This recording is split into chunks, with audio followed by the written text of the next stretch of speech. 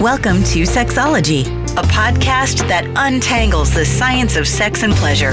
And now, with this week's episode, your host, clinical psychologist, Dr. Nazanin Moali. Hello, everyone. Welcome to episode 149 of Sexology Podcast. I'm your host, Dr. Nazanin Moali. Today, we're going to talk about everything monogamy related.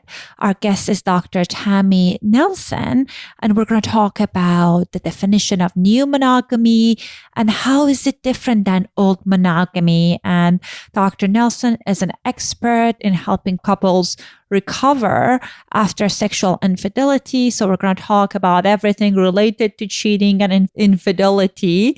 And also we're going to talk about some of the common mistakes that may cause and contribute to sexual boredom in a long-term relationship. Speaking of sexual boredom, I am so excited to share with you that in this episode, in the show notes, you will find the checklist of 101 things that you can do in your relationship to spice things up. And the list is divided to 3 categories. Level 1 are the things that even the most conservative couples are able to do it. So think about it as like 1.2 version of the things you're doing. I try to include range of different things. Level 2 is a little bit more adventurous, and level 3 is quite adventurous. And the reason I created this list is that's one of the challenges I had with couples in my practice. People were coming in, and one of the issues I find related to sexual issue for many of the long-term couples is that they've been doing the same things for decades, the same routine, the same kind of positions. And when I talk about, okay, what if we do something different? Many of my clients, they get stuck. And there are tons of different lists of yes, no, maybe things online.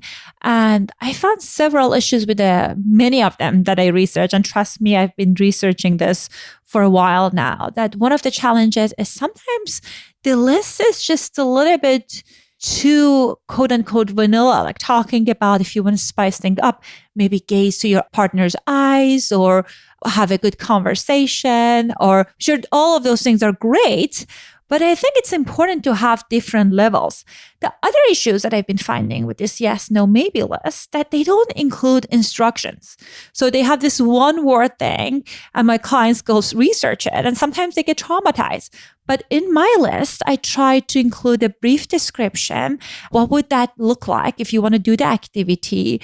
At times, I included some of the links for the websites that you can gather more information about things you can do. For example, if you want to do more advanced positions that are kind of like more BDSM-ish, I included a link for that. None of the links I included are affiliated to my podcast. I don't get money from it.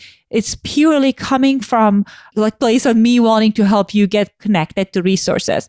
So if you are interested, definitely check out the list. I've been researching this for weeks and I'm very proud of the final products.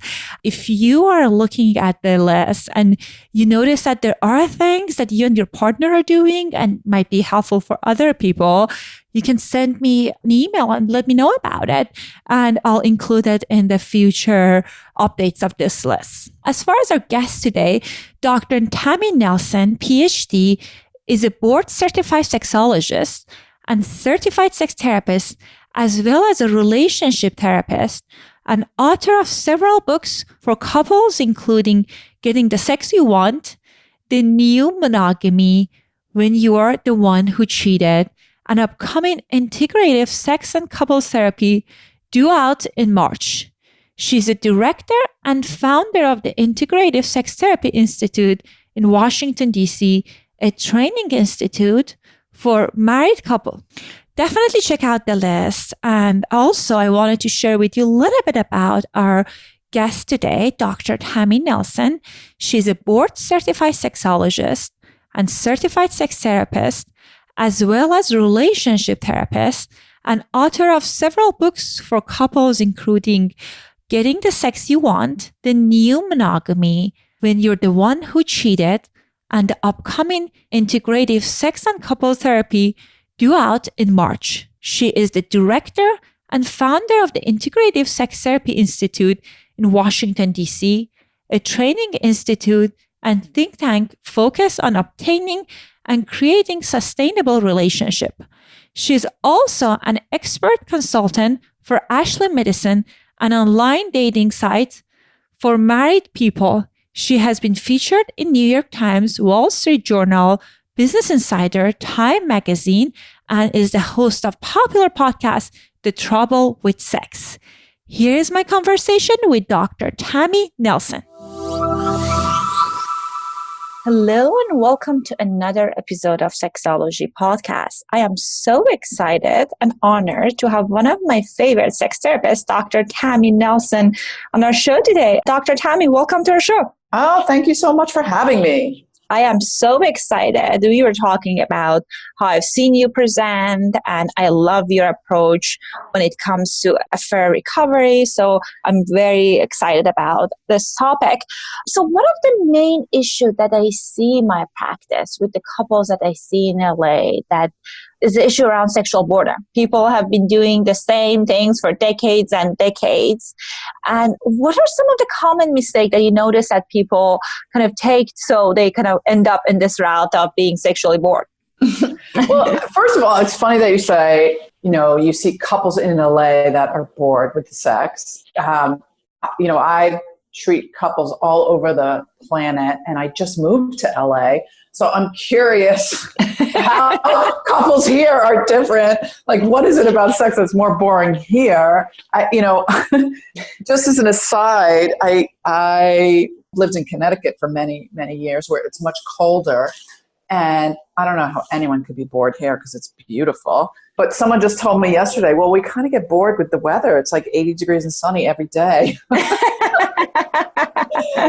And it's almost like the same thing, like getting bored with sex, even if it's good all the time, it can lead to what you're kind of alluding to, I think, which is, even if it's good, if it's the same thing all the time, just like if it's the same weather all the time, even if it's beautiful, even if it's sunny, even if it's great, that consistent great is sometimes not satisfying. So I think that's what you mean when you say couples Absolutely, in LA. right. And I thought when I'm going to kind of start my practice as sex therapist, I'm going to see all this exciting nuance of thing. And I'm hearing people are saying they're doing the same thing that was once great, like 30 years ago. But if you're doing it twice per week, like for 30 years, that becomes like anything else in life boring. Like if you're having your favorite food every day, you're not going to be excited to have it. So yes, exactly. That's what I meant by sexual boredom. Yeah, that's funny. Well, I think there's a couple different things. One is we go through phases developmentally in a relationship, just like we grow developmentally in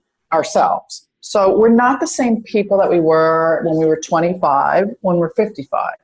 But you're still trying to have the same sex and thinking that sex is going to turn you on and that sex is going to be good.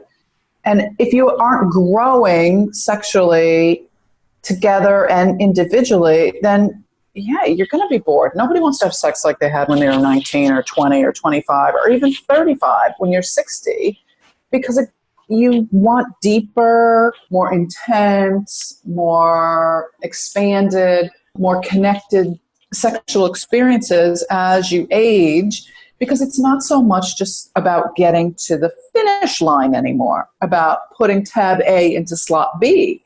It's not so much a performance as much as it is about pleasure. And how do you experience pleasure in a way that's about you, your partner, the people you're with, and what are the ways that you can find pleasure in ways that maybe aren't the same as they were when you were younger. And so it's not about finding new things, it's about going deeper in the ways that perhaps you already know. That makes sense. And I think one of the misconceptions that I hear that people are having is that when I know the person, when we are really, the relationship is good, then sex is going to get better. But that's not my experience. My experience is when my clients telling me like their relationship is good, sometimes they turn to be like siblings, and that can be an issue. Yeah, so the longer you're together, the more you would think you feel comfortable, you can share your fantasies, the better sex would get, the more erotic. But it actually works the other way, because the longer you're together, the safer you feel. So people think, well, if I feel safe with my partner, we should have better sex. But, eroticism by its nature is illicit, it's forbidden, it's naughty. After you have good sex, you should feel a little bit embarrassed. You should feel like, oh my God, I can't believe I said that. I can't believe I made that noise. I can't believe that we did that. You should push your edge a little bit. Mm-hmm. And that kind of embarrassment, or not, quote, sort of, quote, not being yourself, unquote, is something that becomes more risky with the person that you feel safe with. Because we feel safe with someone in order to create a family, in order to create, like you said, we become family with the person that we're with because we are in a relationship with them that is actually created for just that. And so even if you're gay, straight, not having kids, it doesn't really matter. You're creating an attached relationship. And attachment is a really early stage of development that we learn from our parents. So the minute you say, we're going to stay together forever, you become what you know of forever love, which is parental love. So you become like family. And you don't want to have sex with your family. That's just gross. That is true. And you're right. And I think the other part of it is the change in the context, right? Like when you're dating, if you're not living together, you usually see each other at the best light. You're kind of presenting best version of yourself.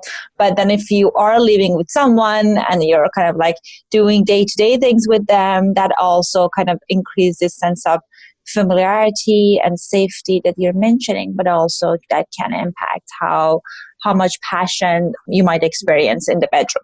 Yeah, I think when you first meet, before you're attached, in that attached safe space, there's the longing or attraction phase. And that makes sense because you're attracted to someone in the space in between you. Like you long for someone over there, like you long for someone you don't have yet. And when they're sitting next to you on the couch every night, like not so much, right? Because you get like this merged, attached, comfortable relationship. It's like what I call the sweatpants phase of your relationship. It's great. It's wonderful. It's comfortable. You can eat pizza together. You don't have to wash your hair. It's great. It's awesome. We all want it. But it's not like hot and juicy. It's more like maintenance. And you have maintenance sex, and it's good, and it's comfortable, but it's not the same as that developmental phase when you feel that like hot erotic charge. And it's okay, and it's great. We all love it. But if that goes on for too long, like, you have kids and you kind of shut down or split off that erotic energy until the kids are a little bit older, or until you both go, wow, this is really boring, or this is not okay, or there's a crisis, like one of you has an affair, and then you really have to wake up and do something. And I think with the affair piece, it's very important. I know not necessarily is always about sex, and I know you're talking about different aspects of kind of like that different aspects when it comes to affairs in your book that you talk about. There's 3 different parts to it. But I know many times people act out of the relationship if they are in a monogamous relationship when they are sexually bored. So what are some of the reasons that you think that contributes to people going outside the relationship for sex? Well, I think people cheat for a lot of different reasons. Some people cheat because it's like a can opener. So a can opener affair is like a way to get out of a relationship. Mm-hmm. Sometimes even before you know you want out, like you cheat because it's a way to create, a drama or a way to split up. But some people cheat to stay in their marriage or their committed partnership because they're getting what they need outside, but there's still so much good companionship in the relationship. They don't really want to end things. And, sometimes they cheat because it's like a wake-up call. Like we have to stir stuff up. We can't stay, like you said, in this sexual boredom. And, it just will kill both of us. It kills our spirit. It kills the energy in the relationship. all the erotic energy is just flatlined. And so sometimes one of the partners will cheat just to like stir up some stuff. Like we gotta do something or else it will kill our relationship. And so sometimes an affair, people will say, that maybe that's the best thing that could have happened to us because we were not on a good path. Now, you can't tell someone that who is in the crisis phase after the discovery of an outside relationship, because it's really super painful. So if you're listening and you like just found out your partner cheated or you're cheating, I'm not saying, oh, this is really good for you, because right now you're probably like swearing at me. You're like, shut up, Dr. Tammy. But at some point, if you go through all the phases of recovery after an affair, it might really be something that is helpful because it wakes up the conversation between you that really might have needed to happen all along. Absolutely. And I think that's one thing that's interesting, that sometimes I work with couples that they are in the sexless relationships and one of the partners saying, I don't find him or her attractive anymore. We're trying all different things. And they say there's no spark there. And then there's something happened that they even feel like the partner is going outside the relationship or they're flirting. And all of a sudden they want the partner. Their sexual desire waking up for them. And they're talking about, oh God, I don't know why I'm so more attracted to the partner, which makes sense because sometimes seeing our partners from in the eyes of someone else and how they've been perceived helps us to reconnect with that part of ourselves and the part of the relationship that found the partner desirable. Yeah, it's like when people say, I don't even know you. How could you do that to me? I don't even know who you are anymore.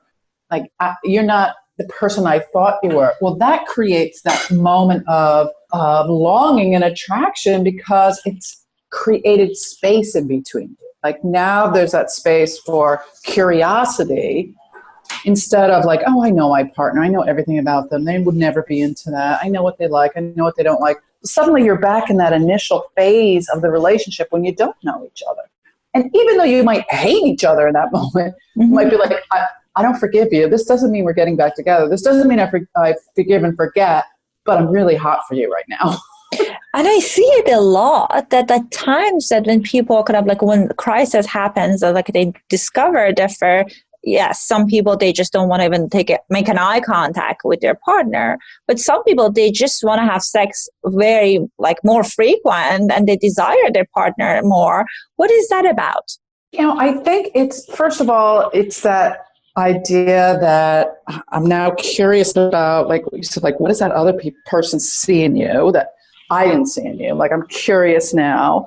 Now you're a sexual person, not just my roommate, not just my companion, not just my co-parent.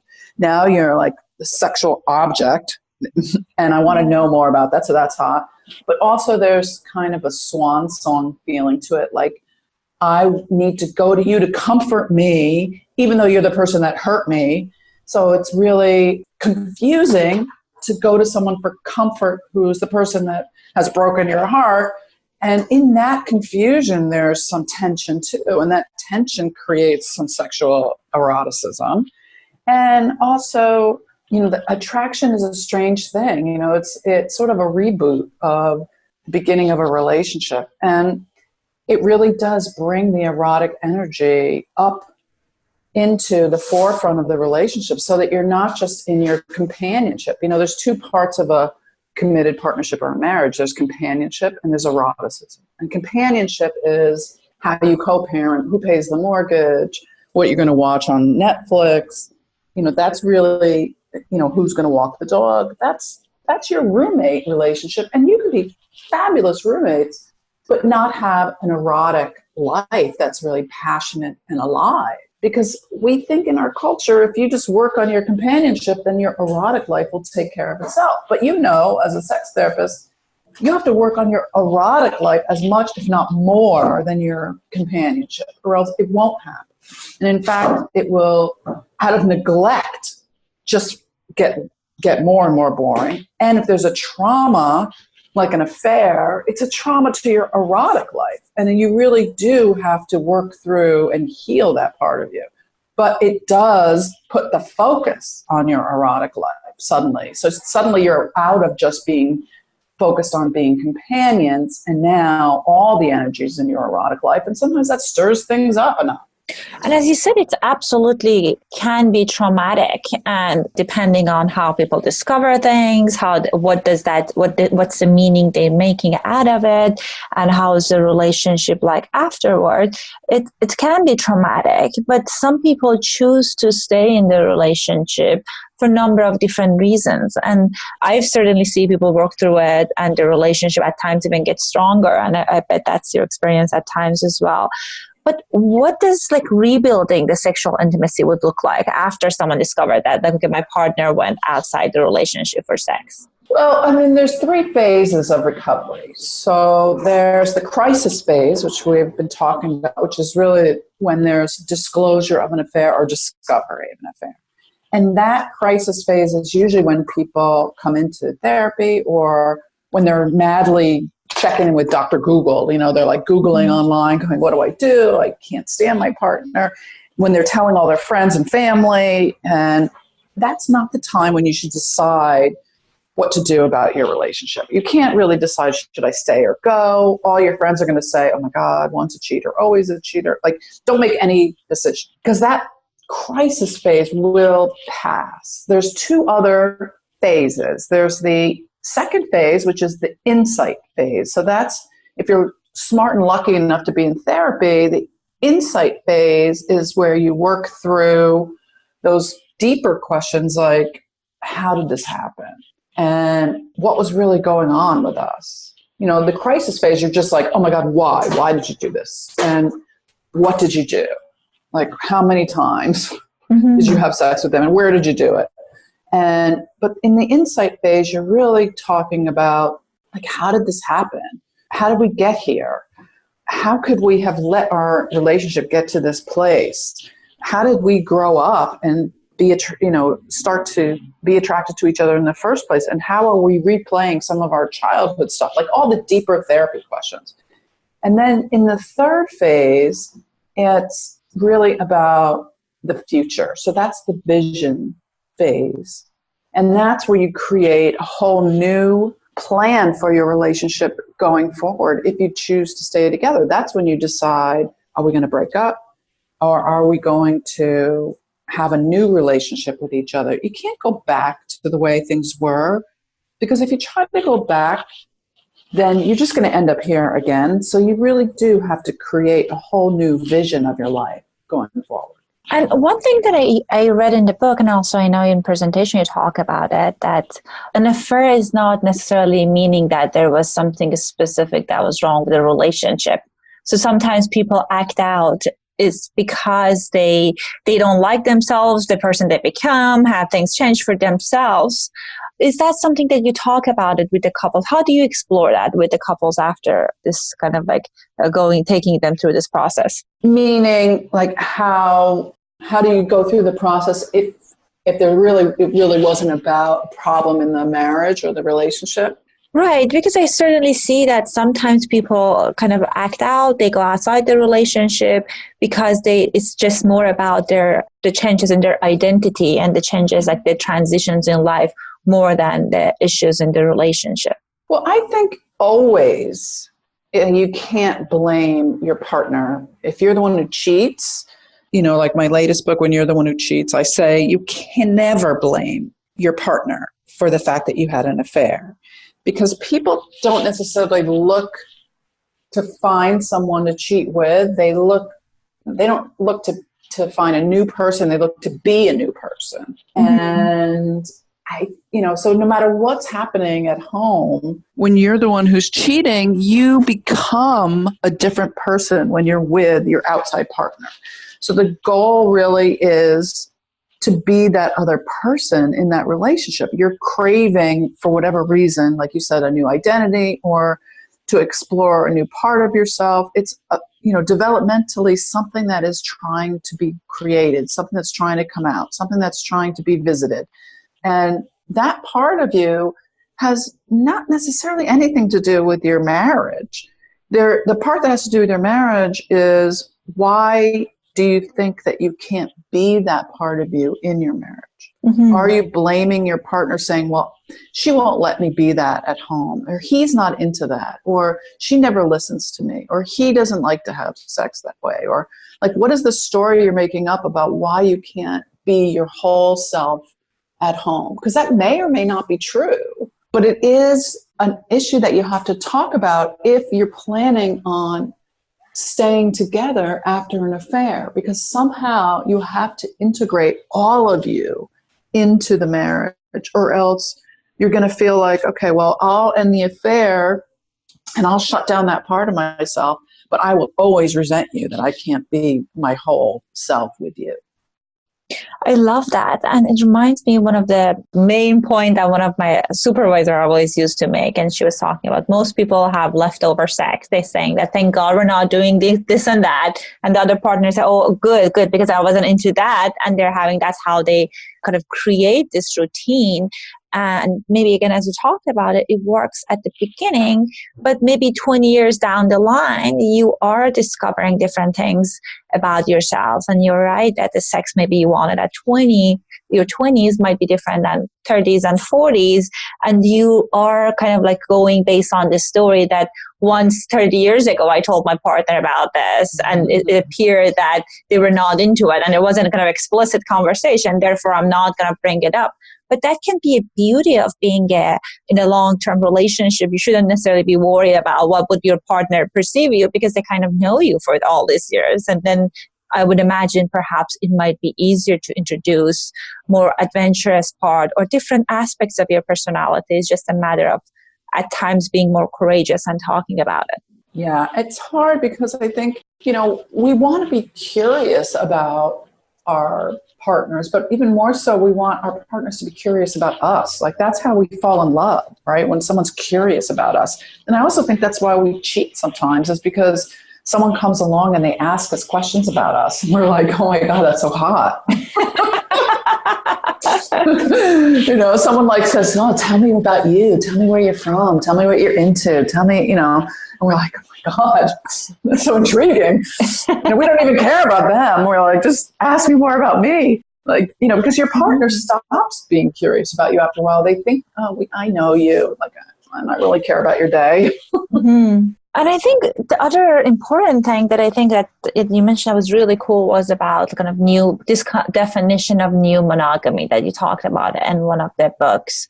And I think like working and making a monogamous relationship work is one of the most kind of challenging things. I think it's a kind of a badass way of living because I feel it's easier to kind of like if you don't make this commitment, because at times for people that could be used to be when, like, I don't know, centuries ago, people were like together for 20 years and that was their lifespan.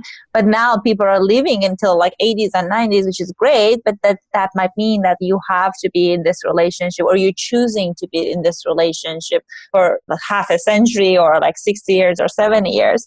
So tell us about this concept of new monogamy. How do you define that? So a new monogamy, the way that I look at it is we are not getting married and having relationships in the same traditional way that we have for the past 200 years. I mean, this is not your grandparents' monogamy, right? So, and this is the first time in history you can cheat on your partner lying in bed next to them. We have all new challenges, things that we've never had to talk about before. Monogamy has this inclusive assumption around social media, pornography, masturbation. Like, we have to have conversations now about what monogamy means that we've never had to talk about before. It used to be just you get married, you say, we're never going to cheat on each other, which meant sleep with anyone else, and we're going to live together till we die. And that was easy when you lived to be like 40, because, by the time you got bored, you were dead. And so it was it. You had one rule, and then you died. It was easy. It was clear. It's not so easy or clear anymore. Most people live to be, in their 80s or 90s, and we're supposed to be married to the same person and not sexually bored and only sleep with that person. But what does that mean? Like, does that mean you don't ever masturbate to pornography? Does that mean you don't have any social media friends. Does that mean, like, what exactly does monogamy mean? And so the new monogamy means that you have to be much more explicit about what you want in your relationship. And your monogamy is much different than my monogamy, is different than my daughter's monogamy. Like, everyone has to have an explicit conversation about what it means to them. And it has to change over time so that it's flexible and fluid, and you renew it all the time. It's not a one-time vow that lasts you your whole life. And that's what makes it new and different. Like, we have changed so much, even just over the past decade, that relationships now, include conversations of, like, are we gonna sleep with other people? Are we going to, have sexual experiences but be emotionally monogamous? That was never a conversation before, like, the 70s. And now, 50 years later, it's a common question among people who are just committing. And so it doesn't mean that it's an option for everyone, but it's certainly a conversation for many people. And I think when people having this conversation more openly, that can help them to examine and explore it themselves. Because sometimes when I have this conversation with couples in our session, I realize that people have this unrealistic expectation. For example, they're saying that, like, I don't want my partner ever think about another woman, and or I don't want them to look at the images online and all those things. And I don't know if as a couple, as a partner, we can control other people's thoughts and emotions, like erotic thoughts and emotion. And I don't think that's realistic. What do you think about that? Well, it's certainly not realistic. I mean, we know that, like, 98% of everyone has sexual fantasies about someone other than their partner. So that means pretty much everyone except for my husband. And mine. And yours, right. You're my husband, that's it. But everyone else. Right. And so, the reality of can you have a monogamous relationship if people are fantasizing in their minds about someone else? It really depends on what your implicit assumptions are about monogamy. So do you have a conversation with your partner that says, gee, if I have a fantasy about someone else, I think we should talk about it because it could mean we're at risk of cheating. For other people, they say, that's not really a risk for me. Like, it doesn't mean I'm going to actually sleep with anyone, so I don't think we even need to talk about it. For other people, it's like, no, I've cheated in my heart, and that's a form of being unfaithful. So that implicit assumption for one person is that, it's a problem. For the other person, it means it's no big deal. But a lot of times, those partners have two different assumptions about it. And that's where the betrayal usually starts, is that you have two different assumptions that you never talk about. Absolutely. And I think the other piece of it is how technology is evolving. The other day, one of my clients were telling me about augmented porn and how you can be in the room with the people, like in a kind of when they're having sex. So, like, all these nuances. And as you said, I think that makes it really important for people to continue having these conversations, because maybe I was okay with you watching porn, but what about webcamming? Or what if I'm using the augmented reality thing, that I am in the room virtually with them? So all of these things needs to be a kind of a more explicit conversation. But I can imagine that for many people, at least I know for many of my listeners, that they came from more conservative background, this conversation can be very uncomfortable. How can people bring up this conversation? So in my book, The New Monogamy, there's a whole list of questions that fall on a monogamy continuum. So the continuum goes from, like, on the left-hand side, exactly what we're talking about, like, do you have fantasies about other people? Do you share those thoughts? All the way to the right side of the far side of the monogamy continuum, which is about having an open relationship or a polyamorous relationship. But there's a lot of things in the middle, like looking at porn together or having emotional relationships with other people or emotional connections. And in each of those sections of that monogamy continuum, there's questions about, like, how do you talk about this with your partner? So in other words, should we share if we're attracted to someone else? Is it okay to tell my best friend about our sex life? should I have an emotional connection with someone at work that I spend more time with than I do at home? Should I invite them over for dinner so that you're friends with them too? Or is it okay to have separate friendships that, we don't share? There's just hundreds of questions in that book that make it sort of fun and easy, where you don't have to come up with how do we talk about this? Because sometimes when you try to talk about it, it comes out as criticism or it comes out as a threat to your partner. Mm-hmm. So your partner's like, okay, why are you bringing this up? What are you trying to say? It's sometimes easier to have a list of questions in front of you where you can say, you know what, this would be a fun date night. Let's just pick some questions off this list and ask each other so that we can start a conversation about what might be interesting to both of us. And it's important to have this conversation before you get married or before you make a commitment. It's also important to have these conversations on your anniversary, as a review, and also as a vision of what you want going forward. And I think you should do it every couple of years at the very least. Right, and I love the question format, because you're right that if you're going to a partner saying that, what do you think about this? That can be suspicious, or the person can get defensive. Then why are you out of blue asking about this? But it can be non-threatening way of kind of communicating about these things. And also when it comes to kind of sexual conversation, people can get defensive. So it's important to be curious and give yourself and your partner space to think about it. And I love the idea of revisiting it in a few years. Maybe this year I'm thinking about it, I'm kind of marinating it in my mind. And next year when we're talking about it, I can be more open about it.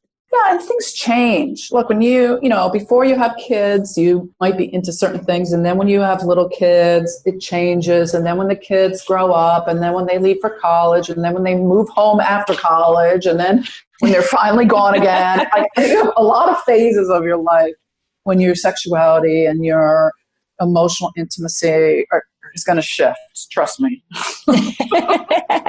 And I think it's really important to keep things, at least in the bedroom, exciting, because I think many people are doing it, at least again in my practice, doing a better job at companionship piece, but they are not necessarily investing the time and energy in the erotic life, and that can compromise the quality of the relationship. Yeah, exactly. So we're toward the end of our time. I'm so excited to share with our listeners all of these new things that you're having in near future. You share with us that you have your new book, and also I know that you're releasing the second season of your podcast. So tell us, if our listeners want to learn more about your books, about your podcast, where would be a good place for them to go? Oh, well, thanks for asking. Yeah, my podcast, the second season, it's called The Trouble with Sex. So we talk about what listeners think they're having trouble with, and we answer questions. We have experts like you on. And so they can go to thetroublewithsex.com or listen anywhere that people download their podcasts. And they can find me at drtammynelson.com. And I also will have a free gift for your listeners, so I can send them questions to have a new monogamy conversation. Yay! I will download that as well. So thank you so much for all this wonderful information. And guys, I leave all the links in the URL in the show notes, so you guys can click on it when you have time. Dr. Tammy Nelson, thank you so much for your time. This was an honor to have you on our show. Oh, thank you so much. It was very, very fun to talk to you today. Have a good day. Thanks. I hope you enjoyed my conversation with Dr. Tammy Nelson. My recommendation for you is, if you are in a monogamous relationship, definitely invest in making sure that you're keeping the relationship hot, you are incorporating new and exciting things in the relationship, and making sex a priority. I know people have different values, but sometimes what I discovered and through my practice is people have this expectation that because once our sex was good enough, it will remain good. But it's my experiences that life happens. People have kids, people get sick, aging happens, sickness happens. So if you want to make sure that you will not going to turn to roommates and you continue to be great lovers, definitely it's important to incorporate exciting and fun things inside the bedroom and outside the bedroom. Anyhow, this was our episode. Thank you so much for listening, and I'll talk to you next week. Thanks for listening to the Sexology Podcast. For more great content, visit www.sexologypodcast.com. Please be advised that information presented on this podcast is not a substitute for seeking help from a licensed mental health provider.